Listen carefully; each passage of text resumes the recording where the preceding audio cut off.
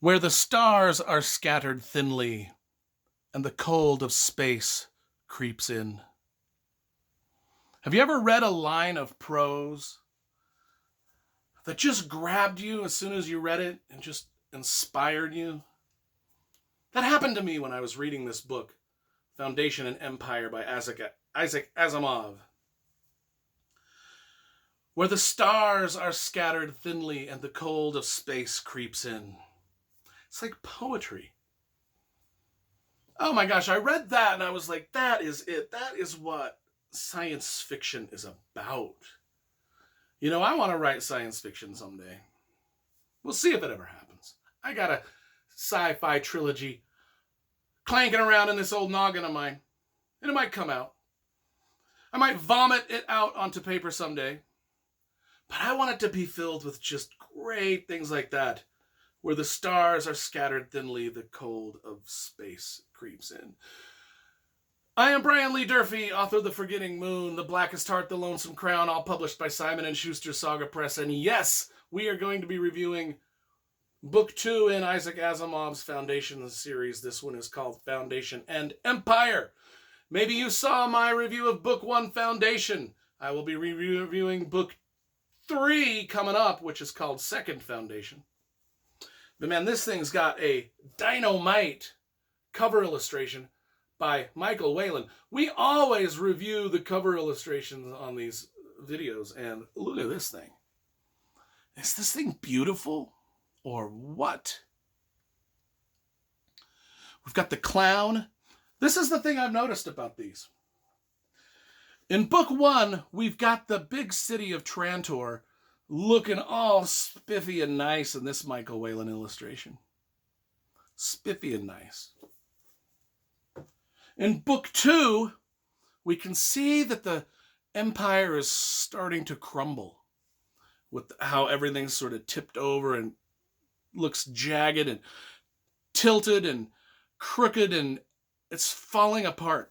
And then in Book 3, another Michael Whelan painting where it's almost like the city has fallen completely and now the vegetation is overtaking it all. I love it when the publishers and the artists think of that stuff. I mean, it just adds so much to the story. Because what is Foundation and Empire about? If you want to go watch my review of Foundation by Isaac Asimov, just people, it's simple. Type in my name, Brian Lee Durfee, and then type in Foundation, and the review will magically appear upon your computer screen. I won't provide a link. Sometimes I provide the links.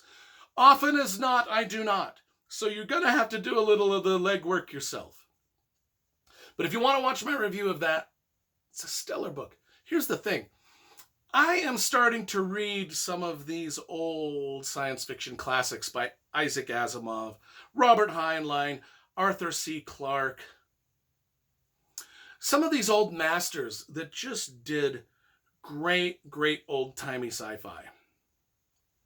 And I'm really loving it. I'm really loving it because a lot of this stuff was written in the 1940s, 1950s, 1960s, before technology had really kind of caught up to where it is now. And these guys were writing about massive ideas, massive things that are coming true right now, things that we see in our science fiction movies now that these guys were thinking of. And if you watched my review of Foundation, you know that I said that this series by Isaac Asimov is the foundation for every space opera that there is right now, whether it's in book form or whether it's Star Wars and on the screen.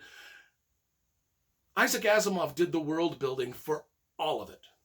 And if you don't believe me, just read this trilogy and you will see where George Lucas got his inspiration for a ton of his stuff, where Star Trek got its inspiration for a ton of stuff, where every science fiction novel you've ever read, the world building was done by Isaac Asimov in this book. What is Book 2 about? We've already reviewed Book 1. I already told you how to find that. Let's do Book 2. I'll just read from the back.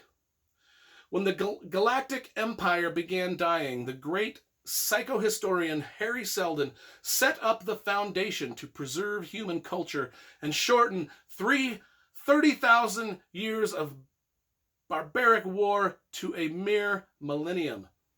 Located on a bleak world at the edge of the galaxy, it seemed helpless before the greed of neighboring warlords, but somehow by science and wit it had survived and even gained control of a small federation of planets. In other words, Harry Seldon, he set up this world of foundation away from the Galactic Empire just to preserve the culture, because he knew that this war was going to go on for 30,000 years, and he was hoping to shorten the war to only 1,000 years. But he became the enemy of the state by doing that. It was still a small colony, and yet it stood against the greatest power of all, the huge power of the Empire, mightier even as it decayed into war. When an ambitious general turned an imperial fleet toward the Foundation, the only hope lay in the prophecies of Harry Seldon. But even Harry Seldon could not predict the birth and the mutant talent of the Mule, one small man with power greater than a dozen battle fleets. Now here we go. When I say this is the foundation of all space opera, I really mean it. I mean, we are talking about space battles, starships fighting against starships, political machinations. If you saw my review of Foundation, they've got, I mean, Trantor is a city, much like Coruscant, where the whole city encompasses the entire planet. And Isaac Asimov came up with that way before Star Wars came out. I mean, he's got everything in Star Wars, from force field generators to gunners on starships, to the, you know, how Han Solo had in the Millennium Falcon, he had those gun ports where they would. I mean, Isaac Asimov thought about all of that way before Star Wars even came out, and it's just mind blowing when you read this stuff. You know, when Han Solo and those guys are trying to escape out of the Death Star, and they're hoping that the force field generator has been knocked out. All of this, every single thing that's in Star Wars goes back. I mean, it's just, this Isaac Asimov came up with the idea. He came up with the ideas before anybody else did. Much like Tolkien came up with the ideas for epic fantasy and Dungeons and Dragons. Everything in epic fantasy we owe to Tolkien. Everything in space opera we owe to this guy, Isaac Asimov, because he laid it out. He built the world upon which we play, much like Tolkien built the world upon which we fantasy writers play. I enjoyed Foundation and Empire a lot more than I enjoyed Foundation, because a lot more is introduced. A lot more of the cool stuff is introduced. And the characters start to get a little bit more evil, and it starts to grow a little bit. I mean, it's just a great continuation of an already great epic series. But I tried reading these when I was younger, and they flew over my head. This is science fiction on a large scale. I mean, this is science fiction where we're talking about enormous ideas. And a lot of times, kids like me back in the day, I just wanted an adventure. I didn't want to be philosophizing about outer space and the cosmos. And a lot of that happens in these books. But nowadays, I love that. So I give Foundation and Empire a good 9 to 9.5 out of 10. Maybe even a 10. You know, I can't remember quite what I gave Foundation. But, I mean, this is just bananas good. From the cover all the way to the story.